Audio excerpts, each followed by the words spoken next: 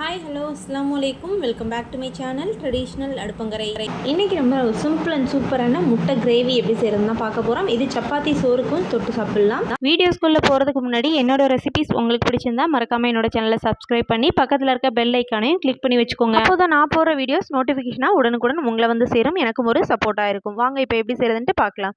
நான் ஒரு 6 முட்டையை பாயில் பண்ணிவிட்டு எடுத்து வச்சுருக்கேன். 2 பெரிய சைஸ் வெங்காயத்தை கட் பண்ணிவிட்டு எடுத்து வச்சுருக்கேன். இஞ்சி பூண்டு பேஸ்ட்டு, மல்லித்தலை, அதுக்கப்புறம் 2 தக்காளி கட் பண்ணியிருக்கேன். 2 பச்சை மிளகாய் கட் பண்ணி எடுத்து வச்சுருக்கேன். அதுக்கப்புறம் ஆஸ் யூஷுவல் நம்ம யூஸ் பண்ணுற மசாலாஸ் வந்து எடுத்து வச்சுக்கலாம்.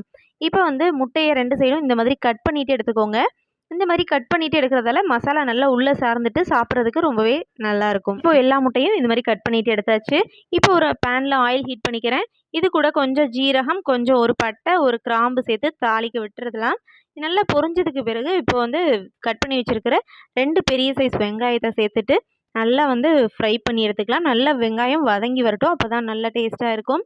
இது கூடவே தேவையான அளவு உப்பையும் சேர்த்துட்டு நல்லா வதக்கி எடுத்துக்கலாம். சிம்லையும் நார்மல் ஃப்ளேம்லேயும் வச்சுட்டு ஓரளவுக்கு நல்லா வெங்காயத்தை வதக்கிடுங்க. இந்த அளவுக்கு வதங்கினதுக்கு பிறகு நம்ம கட் பண்ணி வச்சுருக்கிற தக்காளியும் பச்சை மிளகாயும் சேர்த்துட்டு ஓரளவுக்கு நல்லா வதக்கி எடுத்துக்கலாம். நான் இன்றைக்கி இதை சாதத்தோட மேட்ச் பண்ணியிருக்கேன்.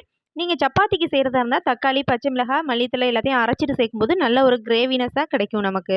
இப்போ வந்து மல்லித்தலையும் இது கூட சேர்த்துட்டு மல்லித்தலையும் ஓரளவுக்கு நல்லா வதங்கிடட்டும். இப்போது இது கூடவே இஞ்சி பூண்டு பேஸ்ட்டு 1 ஸ்பூன் சேர்த்துருக்கேன். அதையும் வந்து சேர்த்துட்டு பச்சை வாசனை போக நல்லா வதக்கி எடுத்துடலாம் எல்லாத்தையும். இப்போ தக்காளி, வெங்காயம், இஞ்சி பூண்டு எல்லாமே நல்லா ஓரளவுக்கு வதங்கிடுச்சு. இப்போ இது கூட ஒரு 1/4 ஸ்பூன் மஞ்சள்தூள் சேர்த்துக்கலாம். ஒரு 1/2 ஸ்பூன் அளவு மிளகாய் தூள் சேர்த்துக்கிறேன். அப்புறம் கூடவே கொஞ்சம் மல்லித்தூள் ஒரு 1/4 ஸ்பூன் அளவு சேர்த்துக்கலாம். 1/4 ஸ்பூன் மிளகுத்தூள், ஒரு 1/2 ஸ்பூன் அளவு ஜீரக பவுடர் சேர்த்துக்கலாம். இது எல்லாத்தையும் நல்லா கிளறி விட்டுடலாம். இப்போ நல்லா கிளறி விட்ட பிறகு சீரக பவுடர் சேர்க்குறதுனால டேஸ்ட் இன்னும் நல்லா தான் இருக்கும். ஸோ கொஞ்சம் ஜீரக பவுடர் எக்ஸ்ட்ரா சேர்த்துட்டு கரம் மசாலா ஒரு 1/2 ஸ்பூன் சேர்த்துக்கலாம். இது எல்லாத்தையும் நல்லா வந்து ஒரு கிளறி தேவையான அளவு தண்ணி சேர்த்துட்டு நல்லா கொதிக்க விட்டுறலாம். இது நான் சாதத்தோட மேட்ச் பண்ணியிருக்கனால தண்ணி கொஞ்சம் கம்மியாக தான் சேர்த்துருக்கேன். சிம்லேயே வச்சு நல்லா கொதிக்க விட்டு எடுத்துக்கோங்க. பச்சை வாசனைலாம் போயிட்டும். நல்லா கொதித்ததுக்கு பிறகு இப்போ முட்டையை இது கூட சேர்த்துடலாம்.